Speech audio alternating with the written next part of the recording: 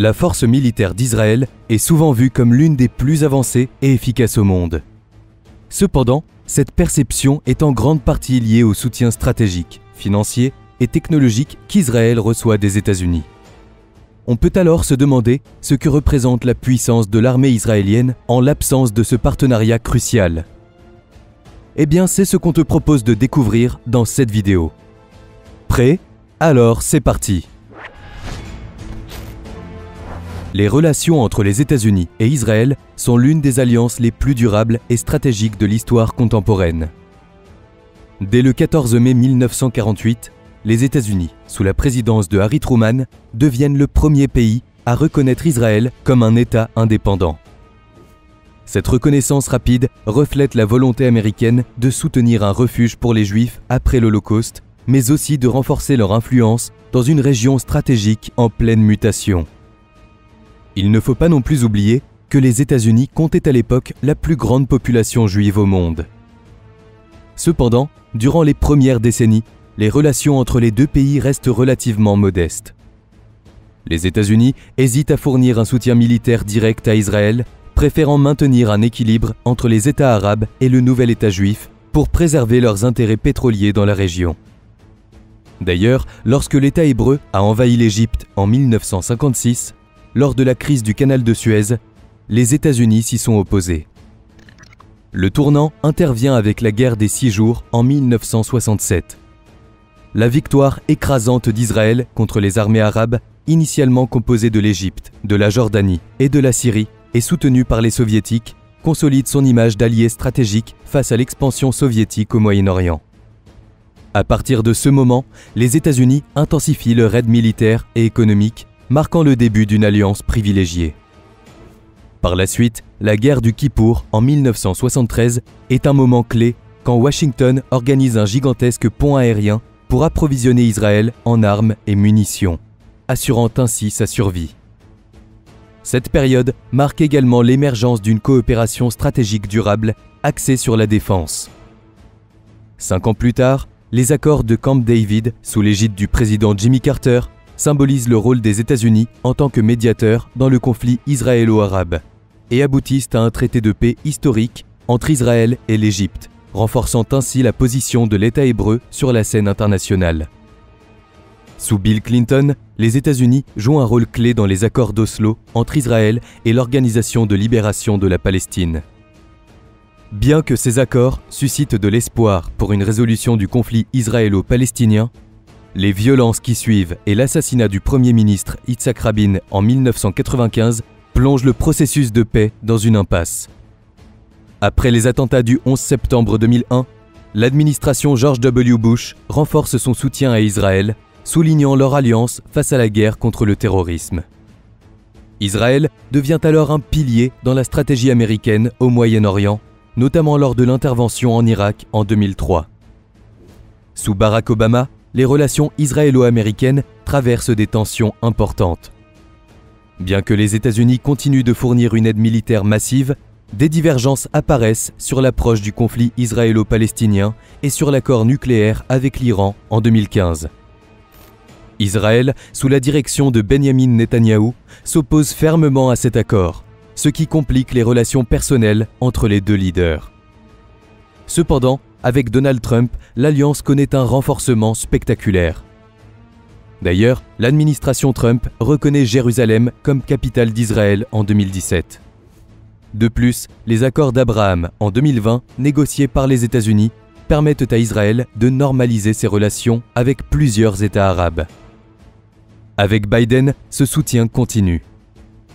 À la fin du mois de novembre 2024, peu avant la fin de son mandat, on apprend que son administration approuve une vente d'armes de 680 millions de dollars à l'État hébreu. Mais pourquoi un tel soutien de la part des États-Unis? Depuis la fin de la Seconde Guerre mondiale, Israël est le pays au monde qui a reçu le plus de ressources des États-Unis. Entre 1946 et 2023, Tel Aviv a reçu 260 milliards de dollars, dont plus de la moitié de ce montant était destiné à l'aide militaire. Mais le soutien américain ne s'est pas limité à des actes financiers bilatéraux. Membre permanent du Conseil de sécurité de l'ONU, Washington a utilisé 46 fois son droit de veto pour s'opposer aux avertissements ou aux sanctions contre Israël pour ses occupations illégales du territoire palestinien. Cette attitude des États-Unis confère à Israël une certaine immunité, et ce dernier peut ainsi violer impunément les arrêts de la Cour internationale de justice, la plus haute juridiction des Nations Unies. Aujourd'hui, on estime qu'Israël compte environ 6,5 millions de personnes juives, tandis que les États-Unis en comptent une communauté d'environ 6 millions. Il faut savoir qu'une enquête réalisée par l'Institut de recherche Pew en 2021 a montré qu'un juif américain sur 4 a vécu en Israël ou s'y est rendu à plusieurs reprises.